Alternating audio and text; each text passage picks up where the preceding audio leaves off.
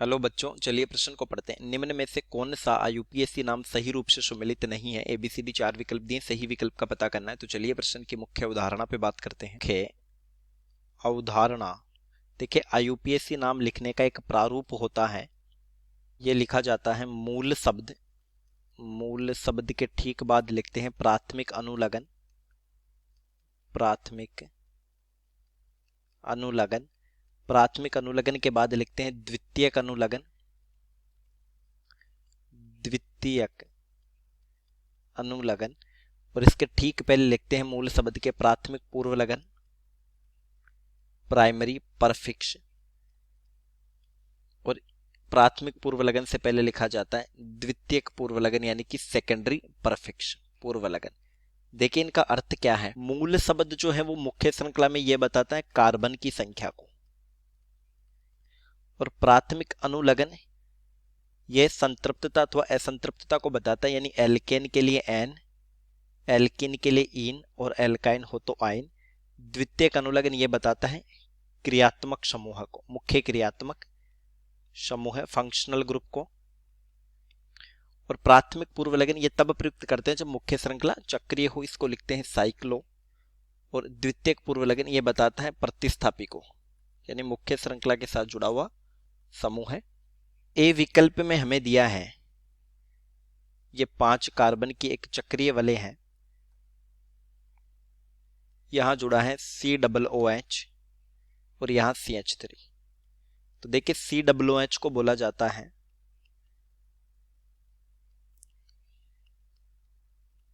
Carboxylic अम्ल, carboxylic अम्ल अनुलग्न हो जाता है ओइक एसिड। तो यहां पर देखिए चक्रीय वलय के साथ मुख्य क्रियात्मक समूह सीधा जुड़ा हुआ है, तो ये मुख्य श्रृंखला में शामिल नहीं होगा, इसलिए ये 5 कार्बन की चक्रीय वलय मुख्य श्रृंखला होगी। और संख्यांकन के लिए प्रायिकता देंगे कार्बोक्सिलिक समूह को, तो ये 1 नंबर, फिर मैथिल 2, 3, 4, 5। तो एक का जो आईयूपीएसी नाम होगा वो देखिए सही नाम होगा 2 नंबर पर प्रतिस्थापी है तो हम लिखेंगे 2 मैथिल, फिर मुख्य श्रृंखला चक्रीय हो तो साइक्लो, और 5 कार्बन की मुख्य श्रृंखला है तो साइक्लोपेंटेन, 1 कार्बोक्सिलिक अम्ल, कार्बोक्सिलिक अम्ल। जबकि हमें देखिए यहां पर दिया 3 साइक्लोपेंटिल प्रोपेनोइक अम्ल, तो ये नाम गलत दिया है और गलत ही हमसे पूछा था, तो फिर हमारे प्रश्न का सही उत्तर हो गया विकल्प ए। अगर हम बात करें बी की, तो बी है CH3 CH3 द्विबंध CH COOH।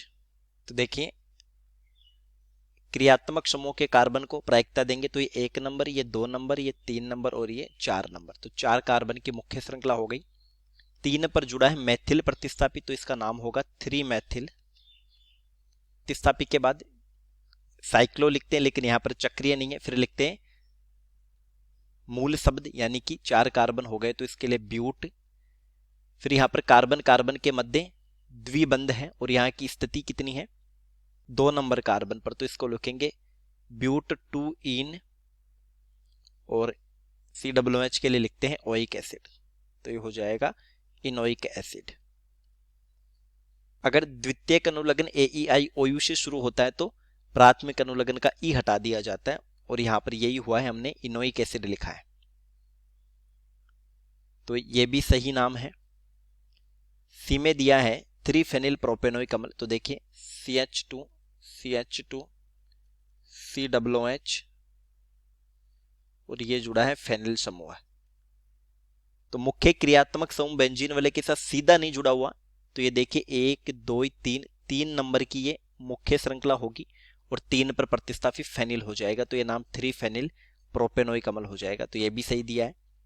यहां पर देखिए ये सीधा जुड़ा हुआ है तो ये खुद शामिल नहीं होगा, तो फिर मुख्य श्रृंखला चक्रीय श्रृंखला होगी और ये होगा 1 2 3 4 5 6, तो 2 4 6 ट्राइनाइट्रो, और एक पर स्थित है बेंजोइक अम्ल। तो ये हो गया 246 ट्राई नाइट्रो बेंजोइक अम्ल। तो डी भी सही दिया हो तो हमारे प्रश्न का उत्तर हो गया, गलत है वो विकल्प ए। चलिए उम्मीद करता हूँ प्रश्न समझ आया होगा। धन्यवाद।